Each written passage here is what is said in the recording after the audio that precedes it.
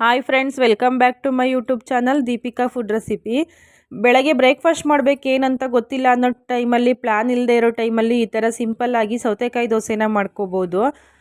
ಕೊತ್ತಂಬರಿ ಸೊಪ್ಪು, ಸಣ್ಣ ರವೆ, ಬಾಂಬೆ ರವೆ ಅಂತಾರಲ್ವ ಅದು, ಸೌತೆಕಾಯಿ, ಹಸಿರು ಮೆಣಸಿನ್ಕಾಯಿ, ಕರಿಬೇವಿನ ಸೊಪ್ಪು, ಪುದೀನ ಸೊಪ್ಪು, ಜೀರಿಗೆ ಇಷ್ಟು ತೊಗೊಂಡಿದ್ದೀನಿ. ಇಷ್ಟೇ ಇಂಗ್ರೀಡಿಯೆಂಟ್ಸಲ್ಲಿ ಮಾಡ್ಕೋಬೋದು, ತುಂಬ ಏನು ಇಂಗ್ರೀಡಿಯೆಂಟ್ಸ್ ಬೇಕಾಗಲ್ಲ. ಮಾಡೋದು ನೋಡೋಣ ಬನ್ನಿ. ರವೆನ ಫಸ್ಟು ನಾನು ಒಂದು ಬೌಲ್ಗೆ ಹಾಕ್ಕೊಂಡು ಅದನ್ನ ಒಂದು ಸರಿ ವಾಶ್ ಮಾಡ್ಕೋಬೇಕು. ಚೆನ್ನಾಗಿ ವಾಶ್ ಮಾಡಿಕೊಂಡು ಆ ನೀರನ್ನು ಚೆಲ್ಲಿ ಮತ್ತೆ ಅದೇ ನೀರಲ್ಲಿ ಚೆನ್ನಾಗಿ ಒಂದು 10 ನಿಮಿಷ ನೆನೆಸ್ಕೋಬೇಕು. 10 ನಿಮಿಷ ನೆನೆಸ್ಕೊಂಡ್ರೆ ಸಾಕು, ರವೆನ ಚೆನ್ನಾಗಿ ನೆಂದಿರುತ್ತೆ. ನೋಡಿ, ಇವಾಗ ನಾನು ಚೆನ್ನಾಗಿ ವಾಶ್ ಮಾಡ್ಕೋತಿದ್ದೀನಿ. ಸಿಂಪಲ್ಲಾಗಿ ಮಾಡ್ಕೋಬೋದು. ಈಗ ನಾನ್ ವೆಜ್ ಏನಾದರೂ ತಿಂದು ಹೆವಿ ಆಗಿದೆ ಅನ್ನೋ ಟೈಮಲ್ಲಿ ನೈಟ್ ಡಿನ್ನರ್ಗೆ ಕೂಡ ಸಿಂಪಲ್ಲಾಗಿ ಸೌತೆಕಾಯಿ ದೋಸೆನ ಮಾಡ್ಕೊಂಡು ತಿನ್ಬೋದು. ಈಗ ರವೆನೂ ನೆನೆಸ್ಕೊಂಡಿದ್ದೀನಿ ನಾನು. 10 ನಿಮಿಷ ನೆಂದಾದಮೇಲೆ ರವೆನ ಇವಾಗ ರುಬ್ಕೊಳ್ಳೋಣ ಬನ್ನಿ. ನೆಂದಿರೋ ರವೆನ ನಾನು ಒಂದು ಜಾರ್ಗೆ ಹಾಕ್ಕೊಂಡಿದ್ದೀನಿ. ಅದ್ರ ಜೊತೆಗೇ ನಾನು ಒಂದು ಸೌತೆಕಾಯಿನ ಸಿಪ್ಪೆ ತೆಗೆದು ತುರಿದಿಟ್ಕೊಂಡಿದ್ದೆ ಅಲ್ವಾ, ಆ ಸೌತೆಕಾಯಿ ಹಾಕ್ಕೊಂಡಿದ್ದೀನಿ. ಮತ್ತು ಕೊತ್ತಂಬರಿ ಸೊಪ್ಪು ಹಾಕ್ಕೊಂಡಿದ್ದೀನಿ. 1 ಟೇಬಲ್ ಸ್ಪೂನಷ್ಟು ಜೀರಿಗೆನ ಹಾಕ್ಕೊಂಡಿದ್ದೀನಿ.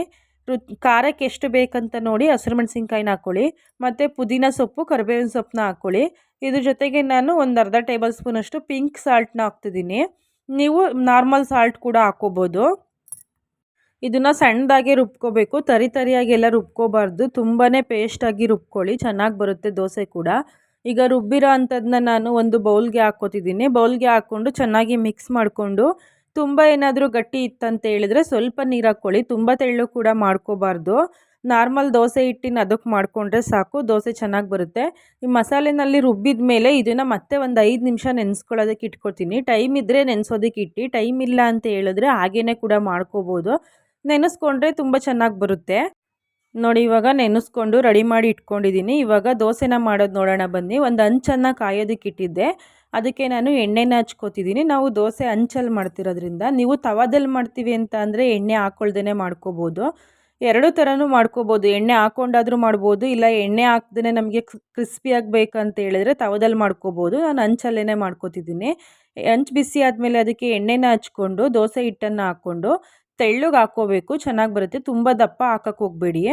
ನೋಡಿ, ಇವಾಗ ನಾನು ದೋಸೆನ ಹಾಕ್ಕೊಂಡಿದ್ದೀನಿ. ಹಾಕ್ಕೊಂಡು ಇವಾಗ ಒಂದು ಲಿಡ್ನ ಕ್ಲೋಸ್ ಮಾಡಿ, ನಾರ್ಮಲ್ ದೋಸೆನ ಯಾವ ರೀತಿ ಬೇಯಿಸ್ಕೋತೀವಿ ಆ ರೀತಿ ಬೇಯಿಸ್ಕೊಂಡ್ರೆ ತುಂಬಾ ಟೇಸ್ಟಿಯಾಗಿ ಬರುತ್ತೆ.